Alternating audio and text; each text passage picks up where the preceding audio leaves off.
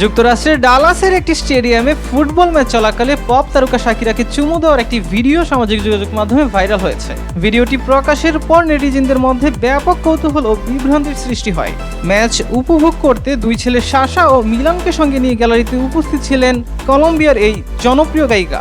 খেলার এক পর্যায়ে লাইভ সম্প্রচারের ক্যামেরা শাকিরের দিকে ঘুরে গেলে দেখা যায় তার পাশে থাকা এক তরুণ মায়ের গালে স্নেহের চুমু দিচ্ছে। আর এই দৃশ্য এই মুহূর্তের মধ্যে ছড়িয়ে পড়ে সামাজিক যোগাযোগ মাধ্যমে।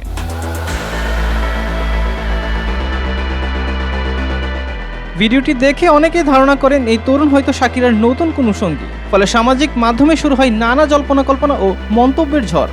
তবে পরে জানা যায় ভাইরাল হওয়া সেই তরুণ অন্য কেউ নন, তিনি শাকিরার নিজের ছেলে। বিষয়টি স্পষ্ট হওয়ার পর নেটিজেনদের বিভ্রান্তির অবসান ঘটে এবং অনেকেই মা ছেলের এই আবেগ ঘন মুহূর্তের প্রশংসা করেন।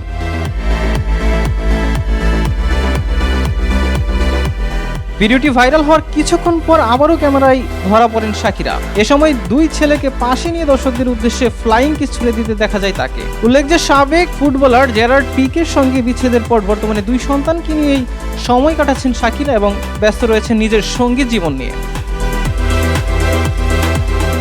সাব্বির হুসাইন হিরণ, দেশকাল নিউজ।